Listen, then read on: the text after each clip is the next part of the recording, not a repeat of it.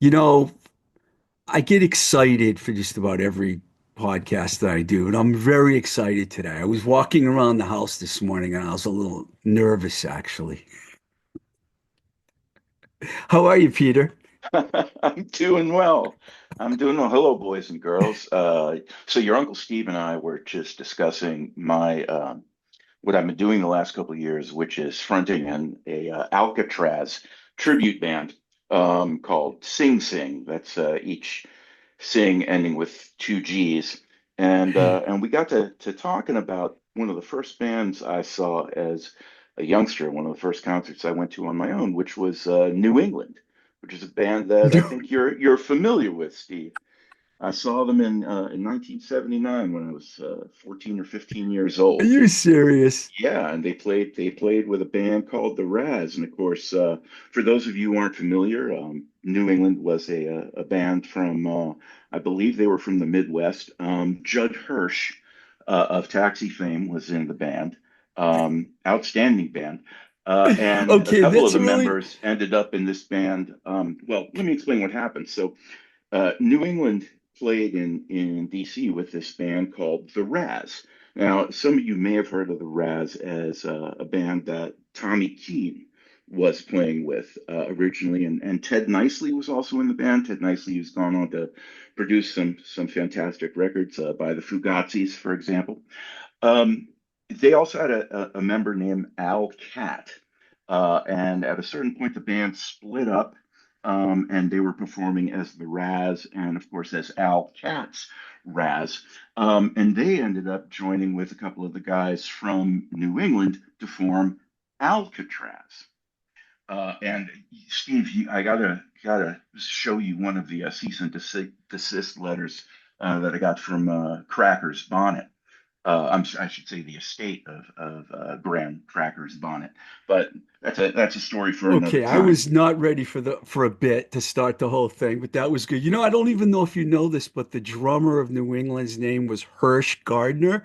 Did you know that when you said Judd Hirsch? Yes. Okay, what Yeah. did So Steve, back in the day, back when I first met you, I don't know how we got on the topic of the band New England. But seriously, like wow. they were one of the first bands I saw, and you told me that you knew Hirsch. Oh my God, you have an Yeah, unbelievable memory. That yeah. is So I had to bring that back phenomenal. around. Whenever I think of you, I think of "Don't Ever Wanna Lose Ya." Still love that song, Wow, man. thank you for that. Still love it. That was good. Thank you. Um, So now we're off and rolling. yeah, and I want to know about where I think you grew up in the Philadelphia area, but I'm not positive about that because I know you live there now. Could you talk about where you did grow up, what neighborhood, and then Sure. when you started listening to music when you were a little tiny Peter? Yeah. Yeah. So I grew up in Silver Spring, Maryland, which is Okay. a Maryland suburb of DC, like right across the state line. And one of my earliest memories, besides listening to some, in retrospect, really bizarre children's records, was having my little toy turntable and listening to the Yellow Submarine soundtrack. And to this day, I feel like the orchestral side of that and a couple of the more psychedelic Beatles songs have like guided my path ever since. Really? Yeah, When yeah. you were a teenager, when did you was it always the Beatles or was there other things that were coming at you? Because I did read No, so somewhere. please, you I was heard just gonna say somewhere. I did read somewhere that some of your favorite bands were the Undertones and Joy Division, which are two of bands I love too. Sure, Did you get sure. into that early on, or did you go through I classic? No, I definitely went through classic. I was still in my classic phase when I saw New England, in fact. And one of the first bands I saw that were sort of outside of that were the Raz from DC. But up to that point, like, man, I was a big fan of ELO when I was in middle school, and then the big guns became Cheap Trick and the Cars. They were huge for me. Um, Kind of dabbled in heavy metal, but only to a certain degree. Really into Blue Oyster Cult for a long time. And then when I was in high school, I got involved with this arts program that involved me leaving my high school, which was Montgomery Blair, and spending half the day in another high school in another part of town called Albert Einstein, in this thing called Art Center. This is in And Maryland also? this is in Maryland Yeah. also. So this was, I was in 11th grade, I believe.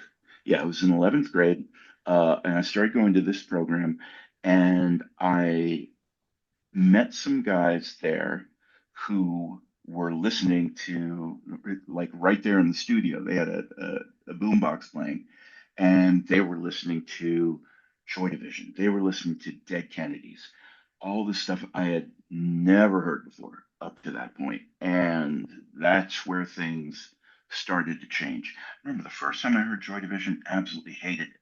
It's like, what is wrong with this guy? What with this crazy way he's singing? And then of course it ended up being like one of my all-time favorite bands. The guy who got me into all of this, who was my fellow classmate, was Joe Lally. And Joe and I sort of our initial musical bond started in those classes. Wow, that's cool. And what about the undertones? Because I know that you mentioned that. I So, read so that the in an interview, I think, somewhere. I Yeah, don't so know. the undertones actually started around the same time. So one of my friends at this new school, his older brother, who who was already out of high school, he had this amazing record collection.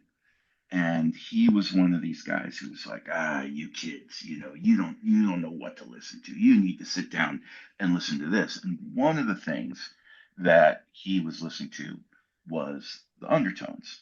And at that point, I think the undertones already had 3 records out, because one of the first things he played for me was this song, Julie Ocean, off of the Undertones' third album, which is it Hypnotized?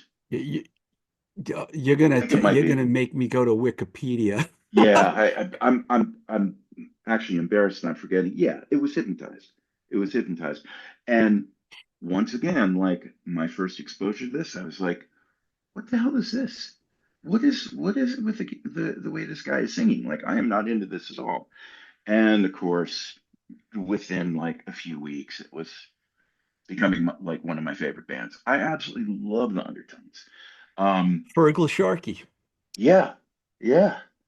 In fact, this past October, um, I was in on vacation in the Cotswolds in England, and my wife and I were walking around this town called Bath, and we ran into, of all people, Stefan Egerton and his wife from Descendants. Wow. And it turned out that his wife had brought him there for his 60th birthday, um, to do a couple of things. One, to see Undertones shows, and two, to go record at Abbey Road Studio.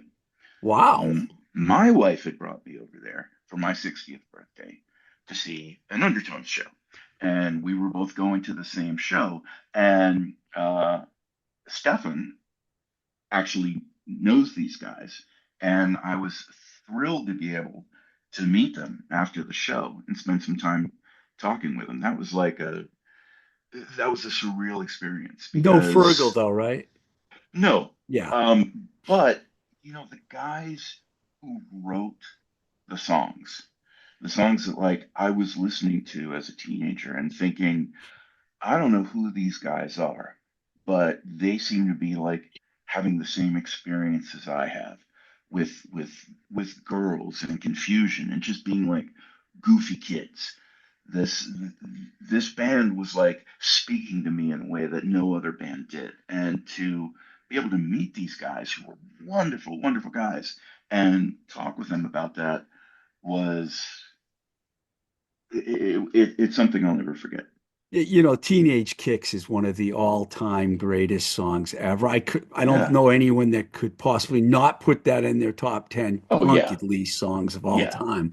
I mean, so that song right there was the gateway for me and for For a lot of sure. people to the band, you know. Did Um, now? Did you have a chance to see them back in the day? I I never never did. saw the Undertones. Buzzcocks, yes. Well, my favorite bands was Stiff Little Fingers. I've seen the singer perform, but never the Stiff Little Finger, the band. The Mhm. Jam, never saw them. Buzzcocks, I have seen many, many times. I was lucky because I was working with a band you might know from New Jersey. Oh, no, it was the Canadian one, the Canadian Doughboys. Yeah, yeah, of Yeah. course. When I was at A&M, we worked with them and they opened 10 dates for the Buzzcocks, and I got to go to all the dates. So I talked to Sweet. Pete Shelley and rest in peace, and Pete Diggle, Steve Diggle. And who did I mention? And Jam, Undertones, Stiff Little Finger, Buzzcocks. I feel like I'm forgetting a bit from that era, Joy Division. But there was, all those bands I love. I didn't get to see any You of know, I'm those. I'm I'm in the same boat. The Jam I got to see. I got to see them touring for their last record. The place they played had abysmal sound, which is a drag. So they were great, but the sound wasn't so good. But I missed so many great bands, not because I wasn't around when they were playing, but just out of my own stupidity.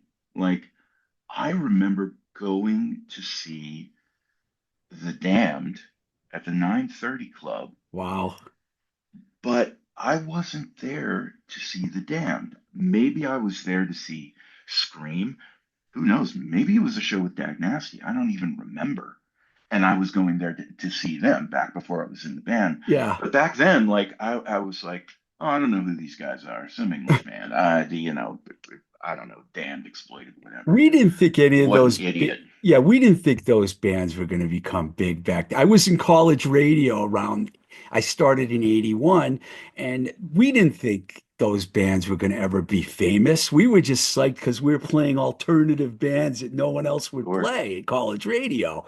But now, all of those bands are considered like legendary. But The Damned is sure. still, still was on the road a few years ago, They're and they're they're gonna be in town here in Philadelphia next weekend.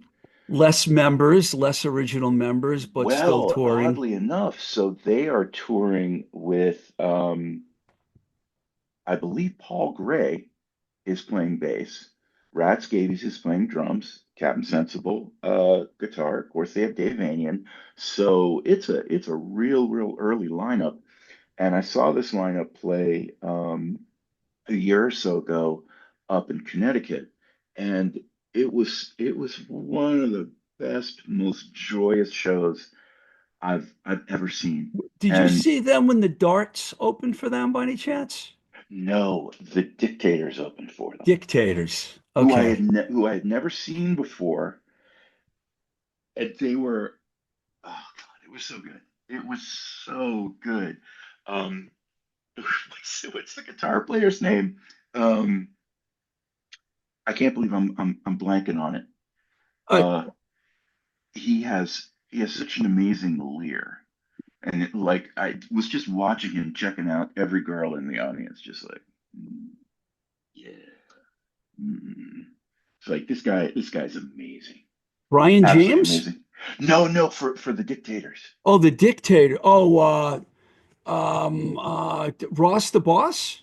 Oh, the fucking Ross the boss. Boss from Manowar, The your favorite man is band, my the Manowar. man is my hero. I was like the guy Sorry, I the got guy distracted there for a second. My he cat. was amazing. But yeah, that was a fantastic show. I don't know if you noticed, but Sleeping Beauty right behind me, my cat Cam, he made a weird noise and I was like, uh, Gotcha. okay, so did you play any instruments when you were a teenager? I mean. I tried. So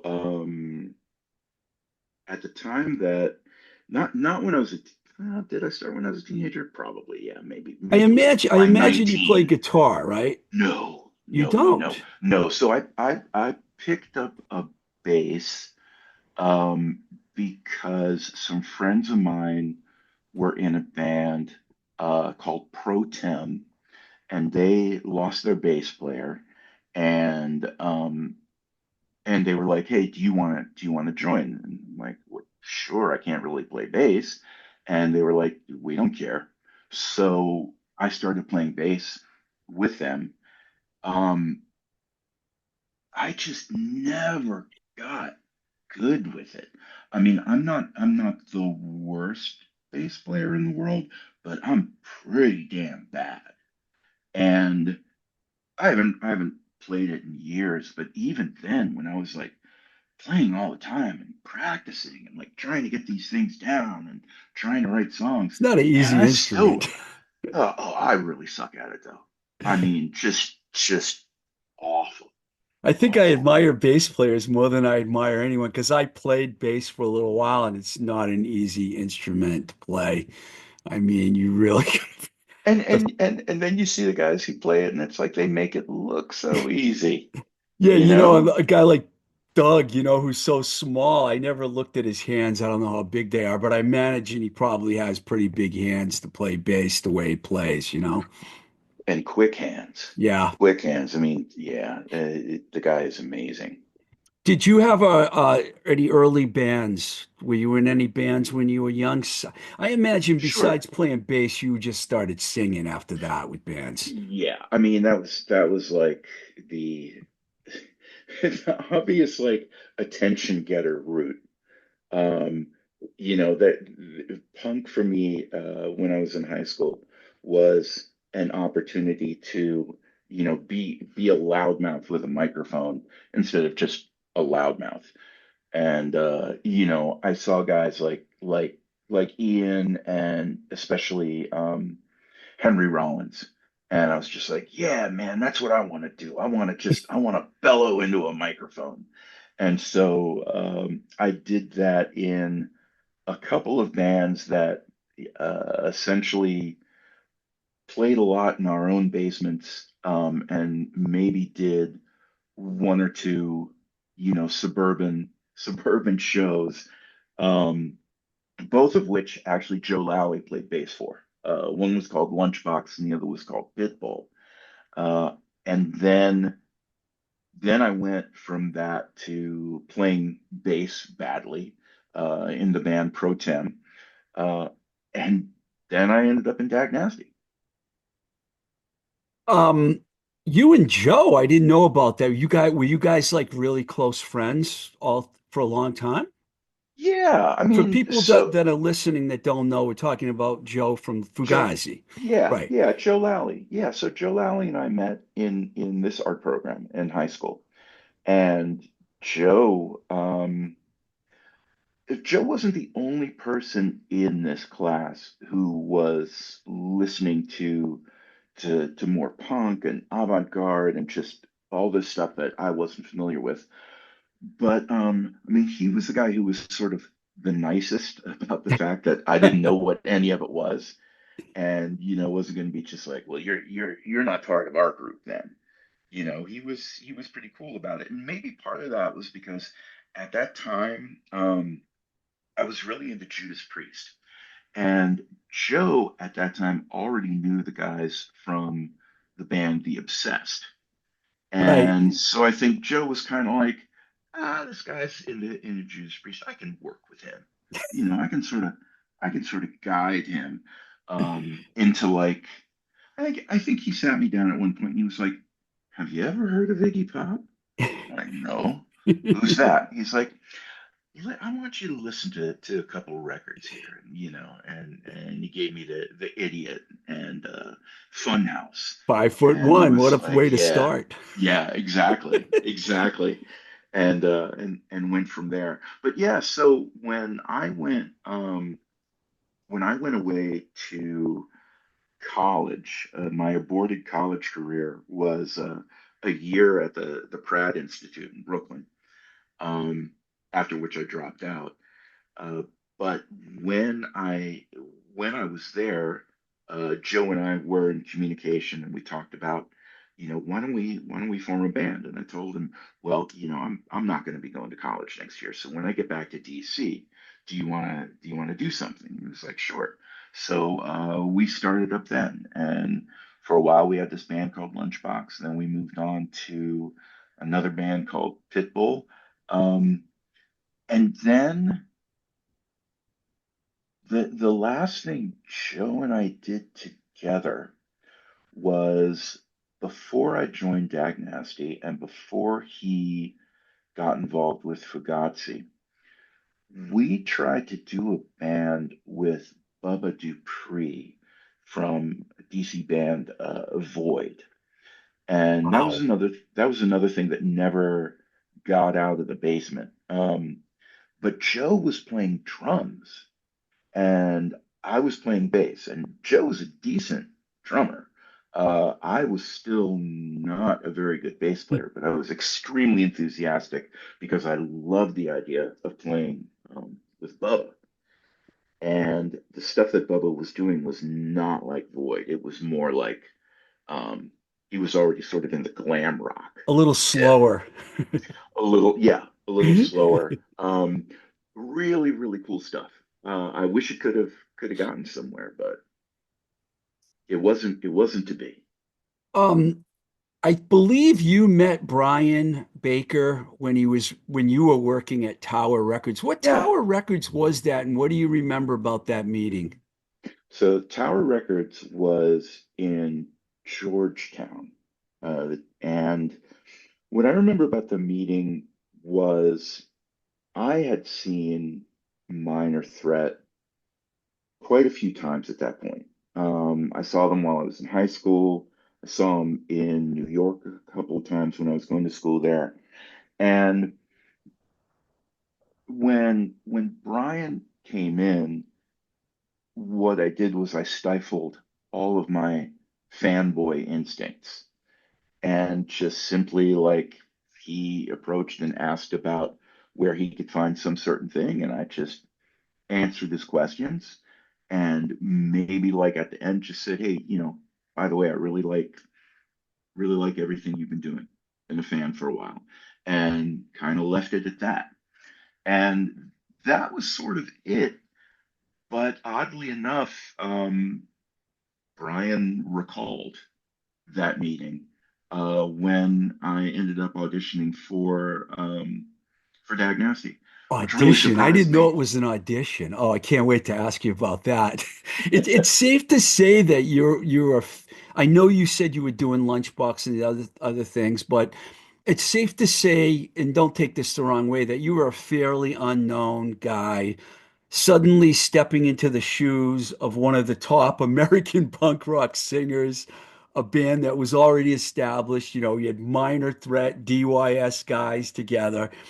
That could not have been easy. Before you talk about that, Sure. tell me about this audition because I didn't know that you auditioned. Do you know of Oh, other sure. singers that auditioned? I only I don't know how many singers auditioned for it. I only know of one. Um, I don't remember his name, but I believe that he was in a band called Foundation. And Foundation is a band I learned about later because the guitar player from that band ended up playing with me and Colin Sears in Los Vampiros. Okay. But I didn't know about any of that until a while later. So while I was playing bass in this band, Pro Tem, um, an ad came out in the city paper saying something along the lines of Dag Nasty is looking for yet another vocalist. Now, the story behind that is, of course, that when they started out, their singer was Sean Brown. Yes. And I think Sean Brown was with them for about a year or so, I would say. And I saw them many times. with Really? Sean. You saw the original band? Oh yeah, I loved this band. That was the other thing. So someone came into Tower Records one day and gave me a cassette tape of the demos by Dag Nasty and by Embrace. And this was Dag Nasty with Sean. I can't remember who this guy was, but I mean, I owe this guy everything because I listened to that to death, and I absolutely loved Dag Nasty. Pro Tem got to play with Dag Nasty once. God, we were terrible that night, but we got to play with fucking Dag Nasty. So I loved this band. I knew nothing about Boston hardcore. The name TYS, I didn't know anything. It meant nothing to me. Dave Smalley, I didn't know who that was. I went to see Dag Nasty one night and they had their new singer. I didn't know who this guy was. And I was like, wow, this guy is he's really slick. You know, he's really good. I kind of miss Sean. Sean Really? was more like, I guess the thing was, to me, they were more like, hey, they're our band. They're like the neighborhood band. They're loosey goosey. They're unpretentious. And all of a sudden, it was like, oh, this is kind of on a different level. I don't know how I feel about that. Which, ironically enough, is how probably quite a few people saw the band by the time I got into it too. They were like, huh, I don't know about this. I don't know Interesting. where they're going with all this. I sort of miss the old version. I was the same way. I missed the old version too, but I only saw them once because I think Dave might have done 5 to 10 shows with Dag before he ended up leaving the band. So at the time that I auditioned, at the time that they put this ad in the city paper, they had recorded an album, can I say, with Dave, and Dave had left the band. So this album had not come out yet. They hadn't toured on it, nothing. And they were sort of high and dry because, as I learned after I got in, they were set up to do this tour with the Descendants. And they wanted to do this tour. And they were not going to let not having a singer stop them. So, so I went to the audition and I knew all of the songs. They gave me the lyrics for them, which was sort of helpful because I couldn't always understand what the words were, but I was definitely familiar with all these songs. I don't think my audition was particularly great. What I think was at this point, um, they were kind of more concerned with getting somebody in the band who they could stand being with on a tour. And I was doing my best to be like sort of non-fanboy and just sort of hang back and not get in anybody's way.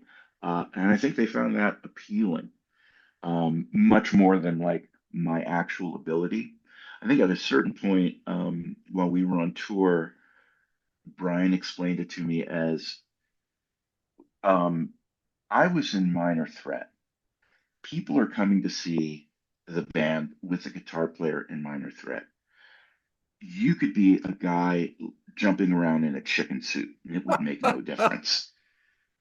I was like, okay, I get it. And so, so that was essentially the Brian didn't deal. have an ego at all. I think it was honestly, I think his assessment was pretty It realistic. was. Now, here's my question. When you walked in, I can't imagine you go to this place. I'm sure they gave you the music, and you're coming in and they're like, "Can you sing values here?" You No, must have been like, "What?" no. In fact, in fact, we didn't play it. We didn't play that song. You didn't do that on the first tour? No, because I couldn't do Wow. it. Why? I could not do it. I didn't know how to sing. Were people yelling for the song at the shows? No, because you got to understand at that point, the record wasn't out. It's hard to believe that no one really knew about that album until Even the after you ones were in the band. Isn't that I think, weird? well, but then consider this. Like, I think maybe the record was available by the time we went out. But remember, we were touring opening for the Descendants. The Descendants were the draw. So the fact that people would come to the show and maybe not necessarily have heard this record or had any interest in hearing the record, it wasn't that much of a surprise. It was only when we got to, say, uh, Boston that the expectations kind of changed because they damn sure had heard that record, you know, That's and they were probably like, my mindset about it. Yeah. yeah, yeah. So, but all of this I'm saying in retrospect, like up to that point, I, I had no idea about what the realities were of like what people's expectations were from an opening band when they're really there to see the headliner. I didn't know anything about that. I just thought, oh yeah, people will have heard Can I Say. See, the thing is, I heard the first thing Brian did was he gave me an advance copy of Can I Say, and he said, this is what we're doing now. And I listened to it and it was like, oh shit, man. I thought I was auditioning to be like the next Sean Brown, which I felt like I like Sean Brown's shtick. I can do that. And it's like, oh no, you want me to do this instead. And I was like, oh fuck. It's a, This is that's this is another thing You know, the entirely. irony of so many things that we're going to talk about. One is that when the Descendants were on tour, the Enjoy record was what they were touring on. I was Yeah, working at Restless Enigma. We put that record out. Mike Watt brought it to me. And I remember that tour, but I didn't know much about Dag Nasty at all because I was sure. working on the Why Enjoy would you? record. Um, Yeah. did you? But think about this, if that tour never happened, there probably never would have been a field day. A No. wig No, out or no. a wig out Yeah. or a field day, which Oh we'll get yeah. into because of Doug. What was your relationship like with Dave Smalley? Did you meet Dave back then? Did you know Dave? Mm-mm. Mm-mm. Didn't meet him, didn't know him. I'm pretty sure the first time I met Dave was probably after Wig Out came out. Um, I recall meeting him at Fender's in LA. Long Beach. Yeah. Yeah, and and he came up and did a song. Was he Um, in All already at that time? I don't know if he was in all or if he was just starting out with all. I'm not really sure. He might have been in it at that point. But I He have this did. feeling for some reason I feel like all got its start right around the time we were recording Field Day. Okay. Yeah, But you that know what? probably makes That sense. that can't be right though. That actually can't be right because now that I think about it, um, the all record had to have already been out when we were recording Field Day. And I say that because we did a song called La Pinita, and that title came from was sort of a not a reaction, but a doing a similar thing to the song Alfredos You know, by All All. Says came out in '88. I'm surprised by that. That's the same year that Field Day came out. So Or either we had an wait, advance copy of it 87. No, no. or Field it Day came out came in out 87. before All? That's No, weird. couldn't be. Couldn't be. I don't even know what year I put the Field. It was 87 or 88, I can tell you Yeah. that. Did they do when he came on stage with them, did they do Values Here? Oh, that's a good question. You know what? I don't know. That would have made sense. Yeah, it probably did. They probably did. I was in LA at that time, but I wasn't I Yeah, didn't see that show, unfortunately. Um, so when you and Dave met, was he cool? sure. Yeah, yeah. Um, do I think if the two of us like, let me put it this way. I, I'm not, I can't speak for Dave, but I was in a band that he had been in, and although he was in it for a short time, he recorded a record that is considered by a lot of people one of the great hardcore Legendary. records. Legendary. And definitely to this day, when people talk about Dag Nasty, the vast majority of people, their jam is Can I Say? That may be all they know. And even if it isn't all they know, like that's the record they talk about. So I would imagine that's a big deal to him, understandably so. And to have done that record, but then not have been able to tour on it,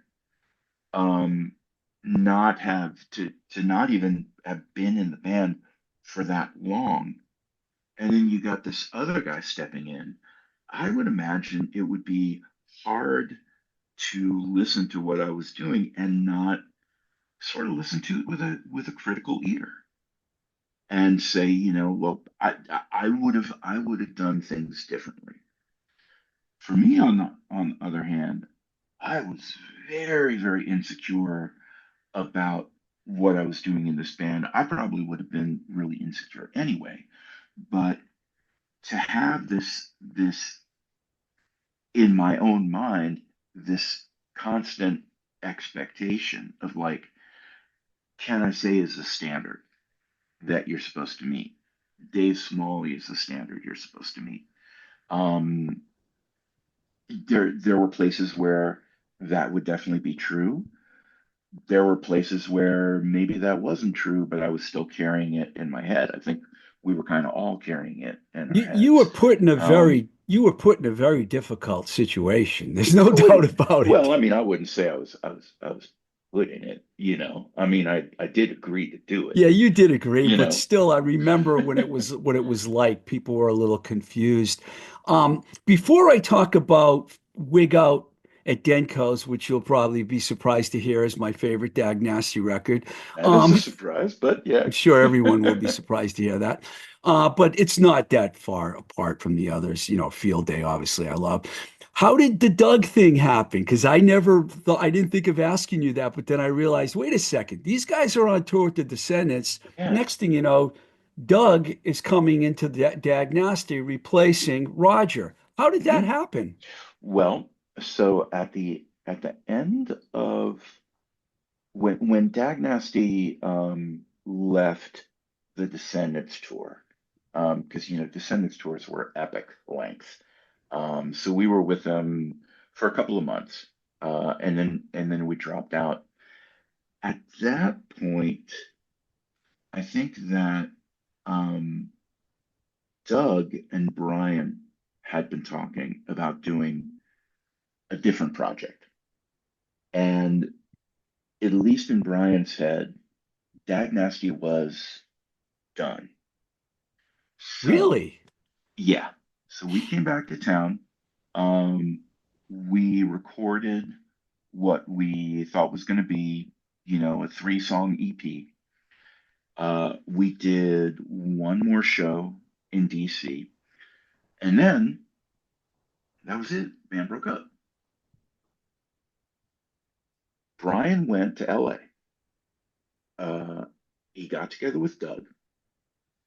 They did their music project, which ended up being uh, Doggy Rock. Doggies. Doggy what? Doggy Rock. Before Doggy Style. Yeah, yeah. Well, it was actually so Doggy Style was the existing band. for whatever reason, I don't know if this was like one of the early instances of a band splitting into two, but there was Doggy Style and there was Doggy Rock. And the band that Doug and Brian did was called Doggy Rock. Wow. Hmm. And they did a record called, I can't remember if it was called Doggy Rock or if it was called something else. But I'm trying to remember who the singer was for that band. Was it someone from the Meat Men? I don't know why. No, no, no. It was I can't believe I'm blanking on his name. Brad X. Brad X. Brad X, yeah. Who Doug ended up doing a couple more things with. He did shoot, he did Cottonmouth Kings. Humble Gods was another band that he did with Brad X. But yeah, so Brian and Doug did this band, Doggy Rock. And then I guess at a certain point, while the two of them were still together out in LA, they must have said, you know, maybe instead of doing this, what we should do is go back to DC and just start Dag Nasty up again. But what we'll do is, we'll tell Roger that he's out because Wow. Doug is moving in. So this was like a really short period of time between. I mean, I'm pretty sure it was the same year. Like Dag Nasty broke up towards the end of the tour. So by like September, early October, we were done. I think in November, all of a sudden we started up again. It all So, happened in a so most short. people don't even know that we broke up. This whole thing that we're talking about all happened in a very short period of time Very short period of because time. as we go for on, I'll point that out even more. So they came back. Mhm, Roger's gone. Collins in.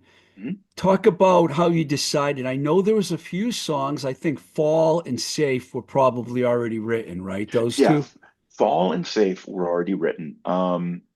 Safe was written. I'm almost 100% certain that was written after Dave had already left the band. Ball was written while Dave was in the band, and somewhere out there, there's a live recording of them doing it with a completely different name and completely different lyrics. I didn't hear that Wow. until years later. Um, the other song on the other song on Wig Out that was actually an older song was Trying.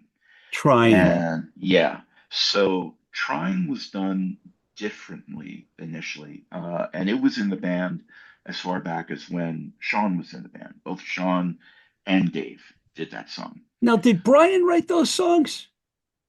Well, I know he wrote the he music, definitely but wrote the music. did he write the lyrics too? I, I, I think, well, for those songs, um, he didn't write the lyrics for Fall at all. He gave me a directive for safe, which was the chorus will be, am I safe if I don't want to be with you? And he said, you do whatever you want with the rest of it, but that's the Oh, so chorus. you wrote the rest of the lyrics. Yeah. And I wrote those lyrics to like try to support, that chorus. Um, I just want to go back to something you said earlier about Can I Say being mhm. like the definitive album. See, these songs prove that wrong to me because when I think about Dag Nasty and I think of their best songs, Fall and Safe are they have to be in the conversation, as the best song, right up there with Values Here and Can I Say and all that. And then of course the Field Day and even some of the later stuff they did with Smalley, but Oh yeah, those God, some of songs are that's incredible. great songs, by the way, these songs, okay? And now there's other songs on that record that I really love, Exercises, but Crucial 3 When I Move. I get the feeling that you put a big stamp on those songs. Am I right about that? Okay, so not Crucial Three. Crucial Three was definitely kind of an outlier. And what can I say about Crucial Three except that Crucial Three to me became a good song once Scott joined the band Oh, because interesting. Scott slowed it down and turned it into like a drum showcase. So we all like really looked forward to playing that song um, during the field day era because it was like really great with Scott playing it. Prior to that, it was to me it was just like sort of a weird outlier song. I just listened to the record yesterday, the whole record yesterday, Wig Hmm. Out. That's the one I decided to listen to because I know Field Day like inside and Sure. out. But Wig Out I do too, but I wanted to hear it again. I got to tell you a story. What's really complicated about the Dag Nasty story is that Wig Out at Denkos wasn't released until after Dag Nasty had signed with Giant Records, which is crazy when you think about it. You guys, that record came out on Discord because I Hmm. remember having the conversation with Ian Mackay. I wanted to get his approval, and he was totally on board with this and said, they want to go in a different direction. Don't worry, man, we're cool. And I tried to get, can I say, and Wig Out from him, but that was not Hmm. going to happen. He was not going to let go of those records. I had the cassette of Wig Out sent to me, and the band was already getting ready to sign the contract to Giant, right? And they might Hmm. have already signed. You might have already signed it. And I heard Wig Out for the first time in a car driving from the Lower East Side out to Rockville Center. Also in this car that heard this with me for the first time, if you can believe this, were Chris Lombardi, the owner of Matador, Gerard Cosloy, who signed all the bands to Matador and was the And head of who I'm Homes. sure hated it. Yeah, who was at Homestead at the time. Hmm. Patrick Amory, who was also went to Matador. So I'm in the car with the three top guys that end up being Matador. And John Easley, I don't know if you know him, he was in a band called Mm-mm. Sorry. They were a Boston hardcore I band. love that band. Yeah, he passed Oh, away. So I really? these guys did not like me at all. Chris and I got along, but the other three guys were like, why are we giving this guy who's starting this stupid label a ride every day out to Rockville Center? I ended up having to Hmm. take the train after a while because I couldn't deal with those guys. Sorry, Gerard. Um, but I put it on and they're listening to it with me, and I was so proud of myself. I'm like, I'm signing this band. I've already had signed a lot of bands to Enigma and Roadrunner, but I Hmm. really wanted Dag Nasty from the moment I had a conversation with Mike Gitter, and he said you should talk to Doug Carrion, and that's how the whole thing started. So I playing it, I listened to the whole record. Chris loved it, by the way. Chris Lombardi. The other guys were just kind of like, whatever. We'll come Hmm. to the show as long as government issues playing. They didn't want anything to do with Dag Nasty because they didn't find Dag Nasty. But I wanted to share that story with you because I thought I remembered that yesterday. The first time I heard Wig Out was with those guys in a Saab. Or was it a Volvo? It was either a Volvo or a Saab.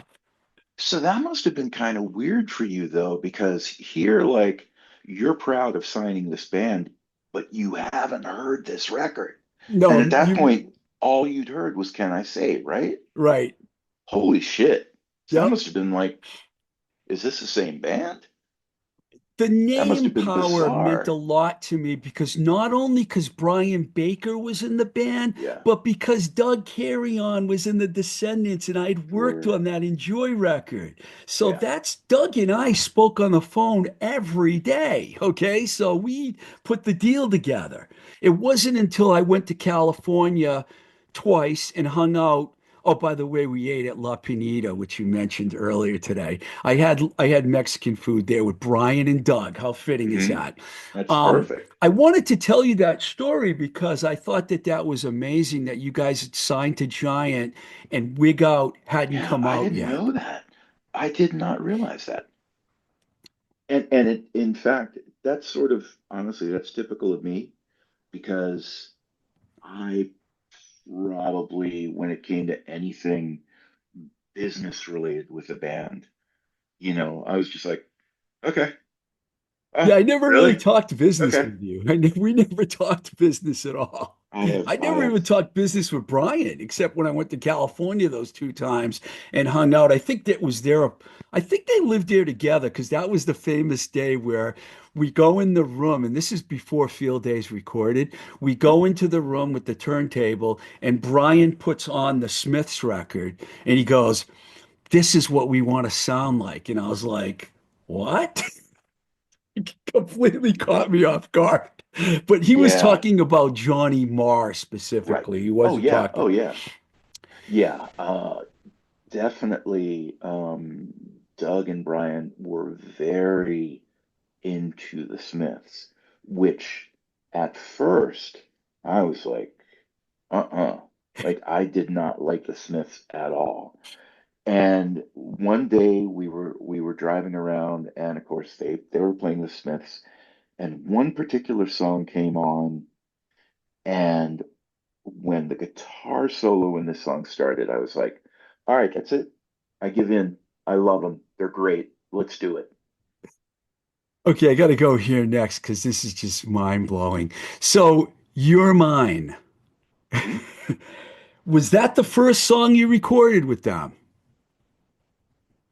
It was either that or All Ages Show or The Ruts. It had to be one of those three. Oh, that's a great Because you did question. those with Graylin King.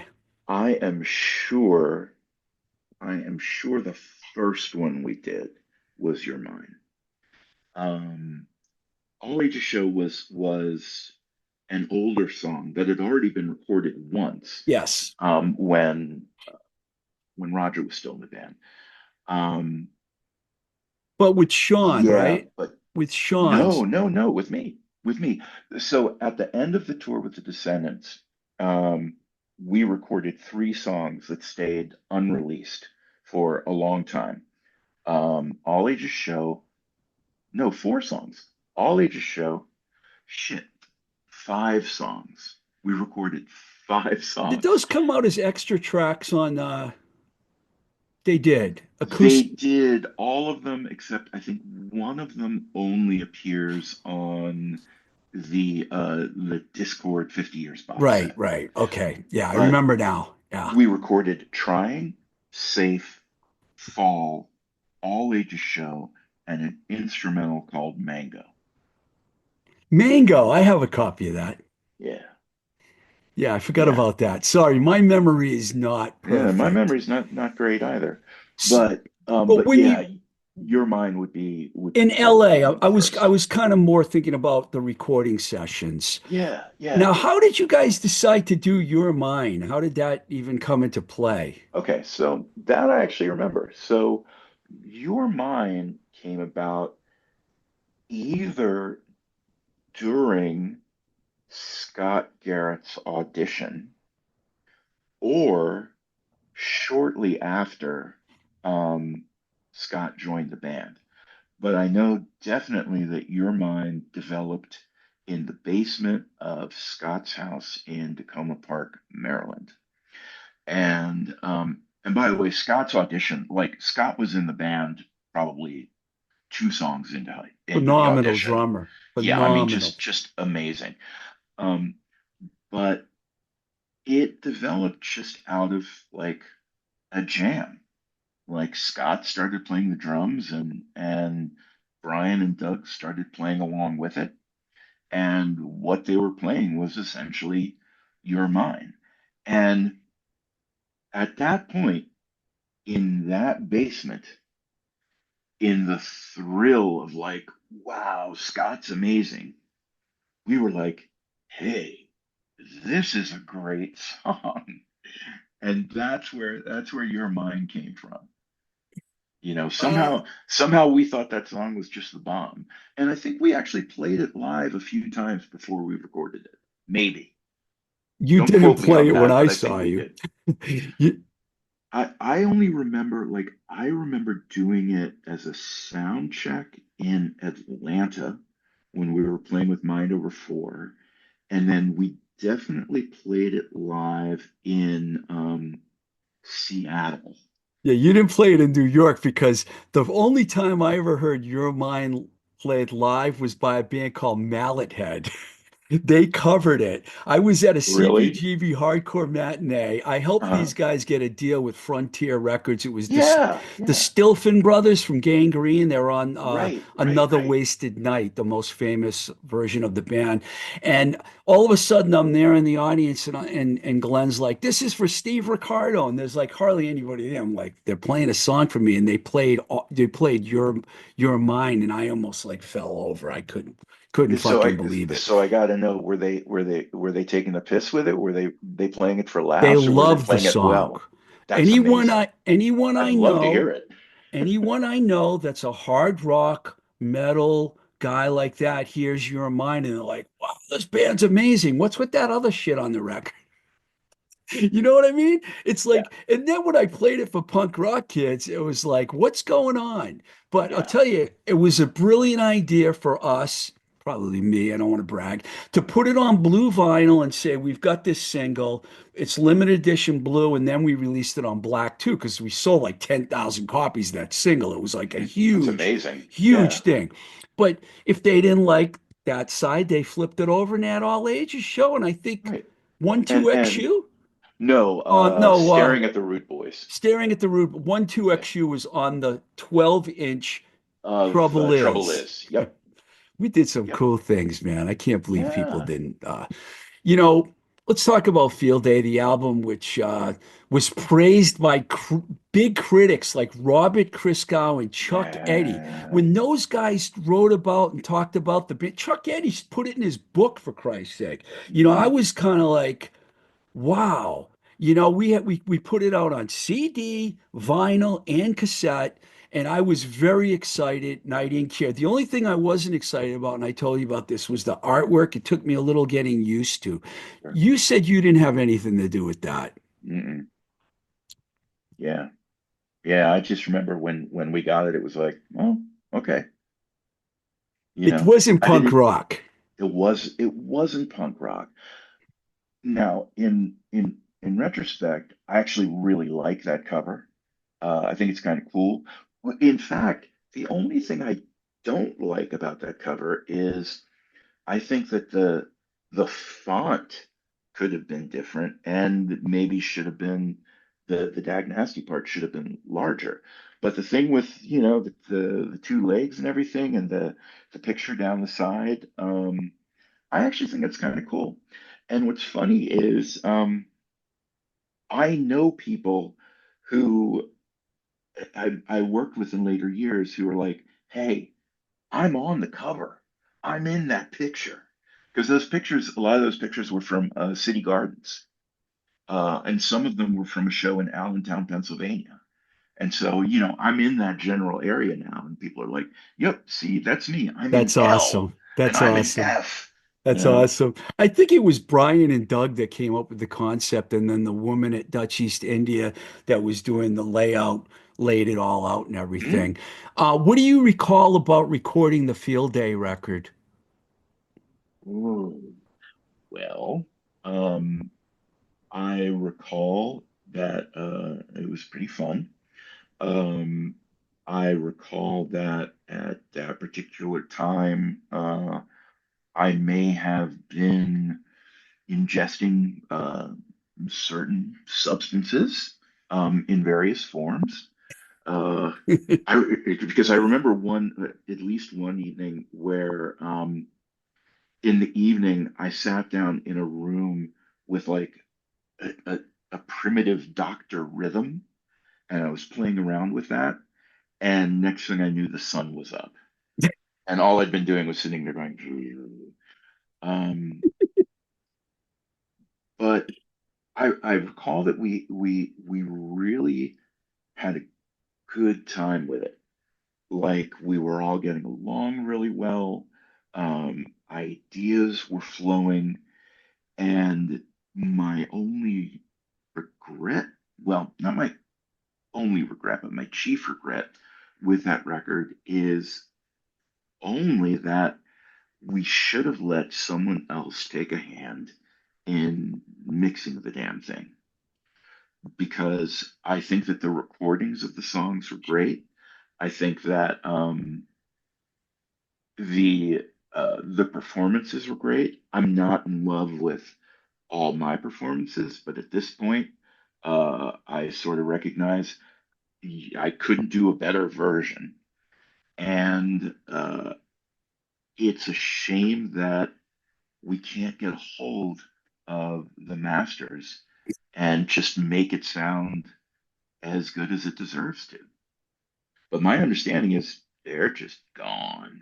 Yeah, I don't, I've had discussions with so many people about this. It's just, unfortunately, I didn't own the label. Okay. I ran the label. If I owned it, I would have the masters, but I don't have any of the masters, unfortunately. And I don't know where they are. Well, No idea. Steve, are you are you the guy who arranged for the Ed Stasium remix of Your Mind? I was going Of to of get, of, of Trouble Is? well, believe me, if you think I was going to not talk about Trouble Is, then you don't know me. Because when I was talking earlier about my favorite Dag Nasty songs, that's my number one favorite Dag Nasty song. Period. I I'll love I'll it. I'll buy Um, that. like I even wrote in my little note here, I wrote, and this is exactly what I wrote. I said, "Can you talk about what I think is one of the greatest songs I've been associated with in my music career? Trouble Is." That's exactly what I wrote in my notes because I used your lyrics and sent them to an ex-girlfriend once when we broke up because I Oh feel like it's a man. great relationship breakup song. Am I right or wrong about that? Sure. So, the song is actually about, um, it's me talking to my now wife about the fact that my sister has been suggesting to her that we shouldn't be a couple, that I'm a dog, I'm no good. You should leave this guy in the dust. And I'm saying to her, don't pay attention. Don't listen to my sister. She's nuts. That's the story of that song. That's what's going on in that song. Wow. So I misinterpreted a little, but in a way I didn't. Well, but in a way you didn't because the There's song is trouble. There's the song. trouble. Yeah, and the song is it's about a potential breakup, but the song is me saying let's not. Okay, That's the deal. to answer your question, we all knew we had a great song on our hands. And Jay Fialkov, who was a lawyer in Boston, all Sure. of a sudden loved Giant Records out of nowhere. And he went to Barry Tannenbaum from Dutch East and said, I want to be part of this. I want to be one of the owners. And he became an owner. And then one day he called me up and he's like, Steve, do you know who Ed Stasium is? I'm like, yeah. I'm like, I know Ed. How would you like him to remix Trouble Is? And I'm like, fuck yeah, absolutely. And when he did it, I was just blown away. I mean, unfortunately, we weren't a major label. So to take a record, to make a 12-inch single with nobody out there talking the commercial radio stations wasn't the Mhm. smartest thing in the world. I think those guys thought, okay, we'll just put it out there and then someone will hear it and they'll get it. And I'm like, yeah, well, college radio got it because it went right up the college radio charts, but there weren't any major labels banging on the Yeah. door, Otherwise, we might be having a completely different Different conversation right now. conversation, sure. Be- Yeah, I mean that remix is wonderful. I was so happy with that. And that remix also is the proof that that Field Day is a record that could sound magnificent if it could be remixed by the right person. okay, see, I'm going to tell you something else, and I don't care about talking this in front of the world about this. It was a $15,000 advance that I managed to get Barry to put up Mhm, to get Dag Nasty, 15 grand. mhm. And I know for a fact because Doug told me that about 4,000 of that got, I mean, yeah, 4,000 I think got spent on making the single and the four songs, and then the rest, not all of it went to the recording because members of the band, I won't say which ones, have fessed to me that there was other activity going, which I know it's rock and roll. So, I mean, I knew there was other stuff going on. Hmm. And, I ended up hanging out with Brian more in LA when he was in Junkyard than I did when he was in Dag Nasty. And we hung out quite a bit. He was going out with a girl from Metal Blade where I was working at the time. So we went to a Dickie show together once and we did some other things. So I knew all about it. And I didn't really care. But there was no more money to like Sure. remix Oh yeah, anything yeah. because I had already signed Uniform Choice at that point, and of course they wanted a good amount of money too, and I can't blame them. Hmm. These were two really important bands at that time, Dag Nasty, not taking anything away from GI and Verbal. Honestly, I think I had an unbelievable roster on that label. You When you did. an Yeah. and the fact that I was there twice and saw Verbal Assault, Government Issue, and Dag Nasty play a show together, and they were both giant shows, were probably two of my proudest moments to be, especially that CBGB. Do you remember the matinee? Yeah. I sure do. 660 paid people. It's a lot on a Yeah. Sunday afternoon at Yeah. CB's. Yeah. You Yeah. It couldn't sure is. move. You could not Yeah. That move. was that was great. That was a lot of fun. That was a lot of fun. Why did I mean, we're here to talk about applied knowledge and we haven't even got there yet. I'm sorry about that, Pete, but we're going to get there. Just one more thing.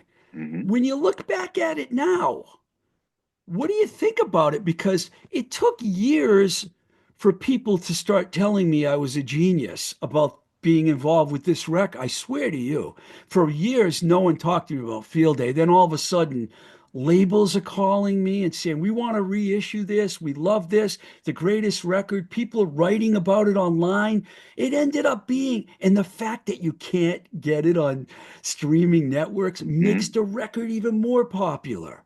Do you Yeah. feel the same way? Uh, definitely, I see more people praising it than knocking it at this point. I mean, it, a lot of that has to do with the context. I mean, people are, decades away from the whole milieu that all of that came out in. And they're able to hear everything by this band that did a bunch of stuff that all sounds kind of different at a time when that's not really that unusual. There are a lot of bands now that have had the same arc, and there are bands since then who have had that same arc, and that's been like an expected thing. Like that's what bands do. It's not necessarily something that would be frowned upon. Um, I'm very happy that people who hear it like it. Um, Love that it. that feels good.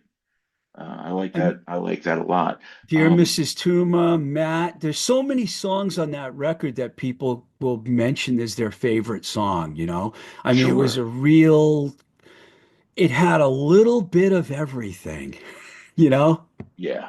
And the the when I read anything now where people don't like the record, I feel like the reasons they don't like it are, for me, a little easier to understand. Like it's just not their cup of tea, and it's perfectly reasonable that someone would hear Can I Say and hear Field Day, and if Can I Say is their jam, if that's the kind of stuff they want to hear, um, Field Day is not going to be for them. What what I don't hear now that I heard back in the day was people who didn't like Field Day because they felt personally betrayed. Like they had a real, emotional investment in hardcore, and they believed that, can I say, represented a certain ethic and a certain feeling and a certain way things should be.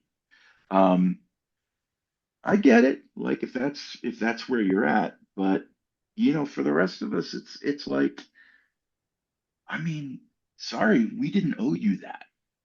You know, we're not putting out a religious tract Yeah, here. that We're a what band. yeah, that was Baker Smalley. This is like popcorn, It's like Doug Yeah, carry on from the Descendants. All of a sudden, Peter Cortner comes out of nowhere.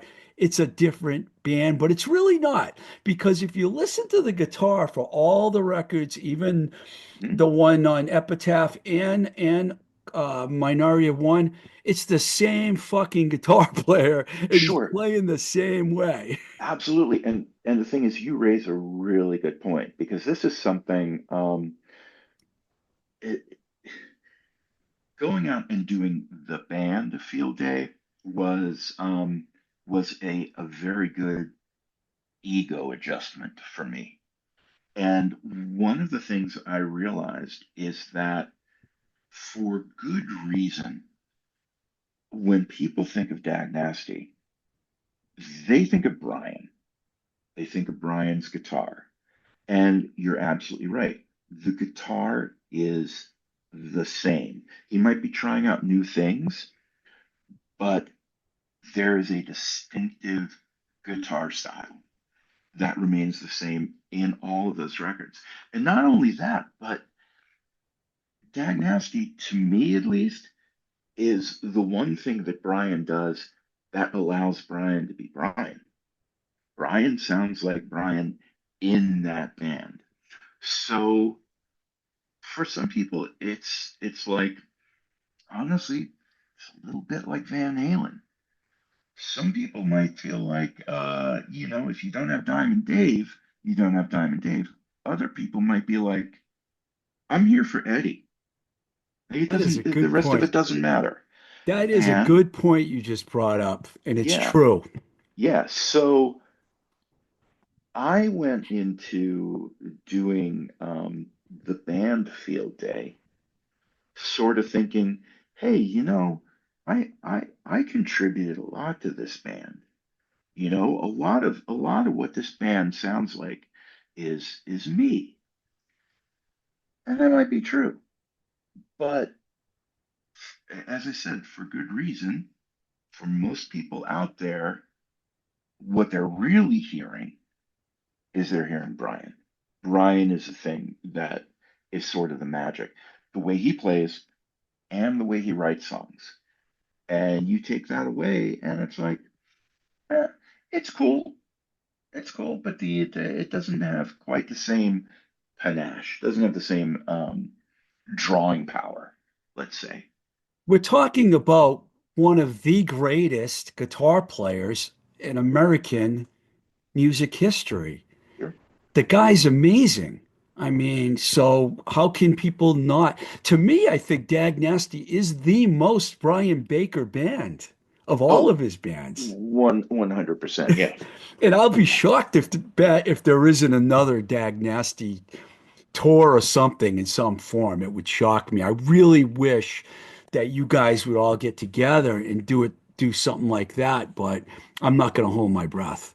Never say never.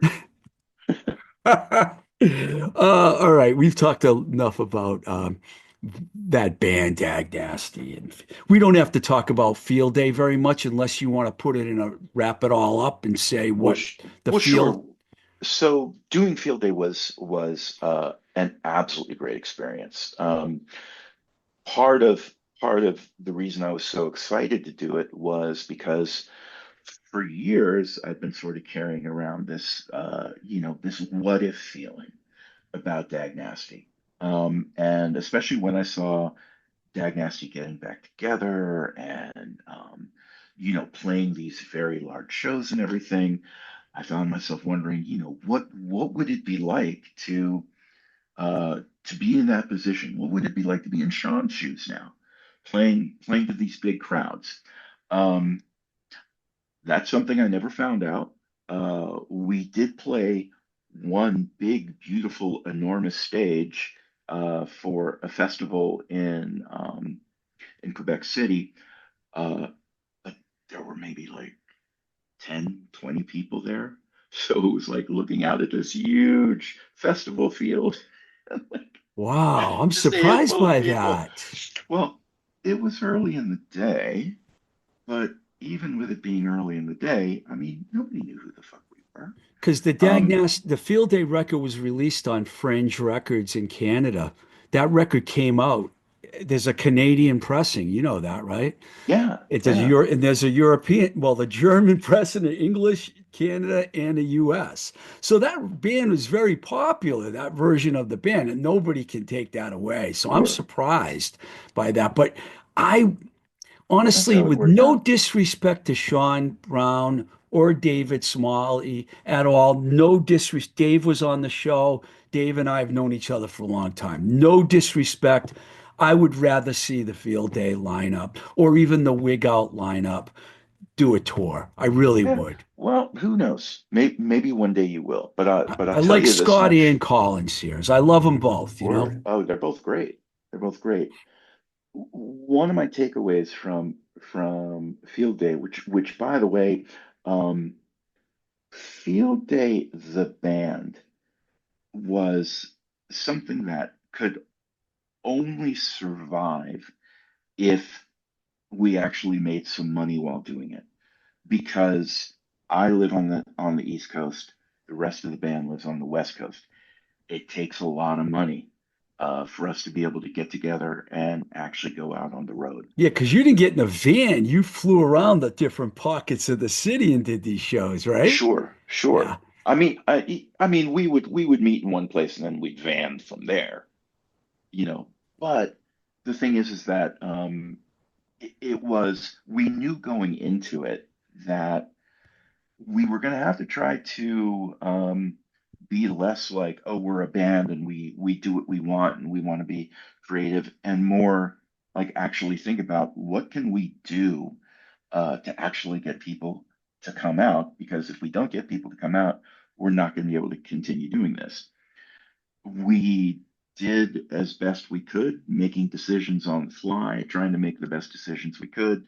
Um, in the end, it wasn't happening, and we were sort of up against. We could take a little more time to try to figure things out, but in the meantime, like we all have to go back to our day jobs because we can't afford to do this anymore.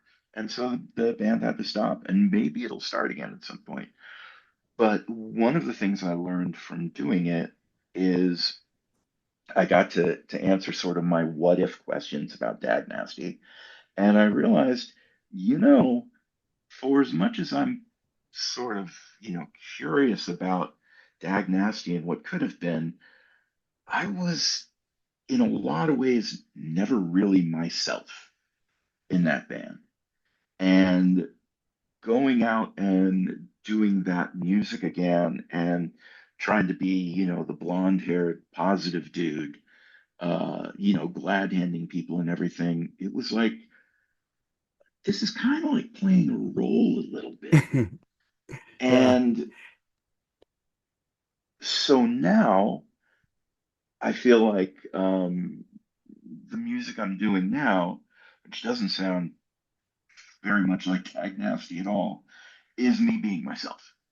And I'm really enjoying that. And, commercially, who knows? But it's a really good time. And I really like the guys I'm working with. I really like the record we just recorded. I'm looking forward to that coming out. I love playing shows, and all in all, it's a good time. And I wouldn't be doing this if it wasn't for Dag Nasty and if it wasn't for Field Day, because the guy who is spearheading all of this is the guy who was recording all of my vocals for the Field Day, the band material. And he's someone I'd worked with a little bit in the past, but when Field Day came to an end, he was like, "You want to get together and like maybe work on some new stuff?" And I had been doing before Field Day, I did this band called the Gerrans, Yeah. and he was like, "Do you want to pick up with that?" And we did, but the stuff we were doing was like really, really bizarre. It was like we were both getting a lot of stuff out of our system. And we did that. And then he was like, okay, you know what? We got this out of our system. Let's take the best of it. Let's put together a band and let's start doing this seriously. The band ended up being called Applied Knowledge, and the rest, I hope, will be good history. Well, from the first time I heard the songs on the four-song EP, which you sent to me in advance, I loved Applied Knowledge, and Thanks. Thanks. and I wanted to talk about the. I think you know that not too far. I've played it on my show a couple Hmm. times. There's just something about that song that just hit me, and I think the way it builds up and then the guitar comes into it is just really. And then the end when you say if they don't like it, fuck them, I think is what you say right at the end of the song. I was Yeah. like, this is fucking brilliant, man. This is great.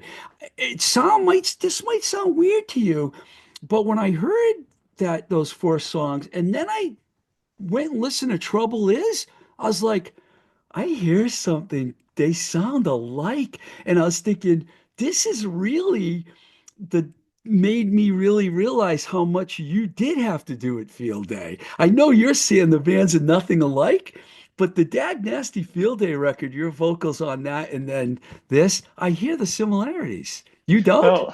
Well, I get what you're saying, and to go back to Trouble Is, some stuff you may or may not know about that song.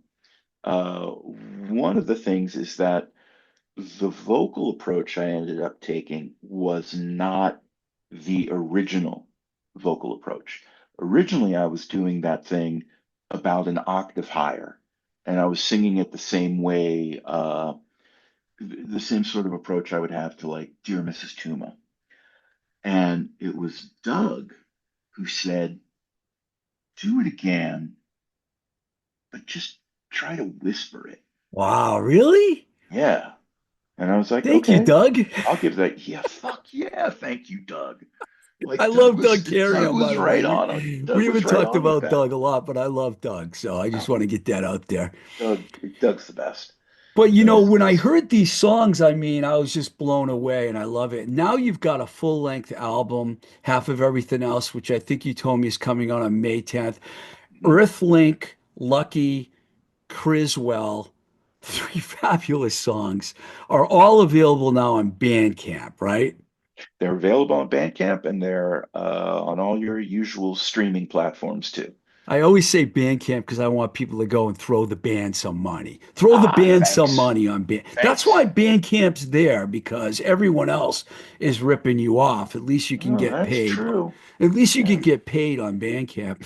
Yeah. Um, how would you describe the Half of Everything Else album? I'm going to let you do it, and you tell me what you want people to like get out of this record because I love it. I think I heard the whole album in advance and I love what you're doing.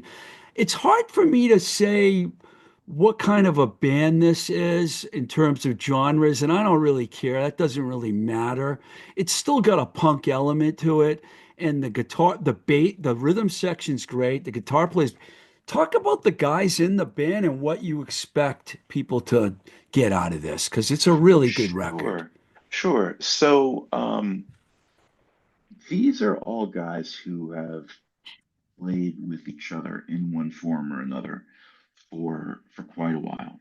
And especially Sam Pinola, our bass player, and one of our guitar players, Scott Wykander. The two of them worked together for a while in a band called Ghosts in the Valley. And so they've developed a really good relationship This a working together. Philadelphia band, Yes. basically? Yeah, Uh-huh. Yeah. So they have years of essentially knowing each other's strengths and kind of reading each other's minds when it comes to writing songs. that's good. Scotty is um, the thing that he's doing in the band now that is something that I think is a bit newer for him, and that he has told me he really enjoys is because we have two guitars. We have Joe C, who is creating sort of a bed of guitar noise that Scotty can step in and out of. So we have some songs where Scotty always jokes like, I can go out to my car and like get stuff out of there and because I don't have to do anything until the middle of the song.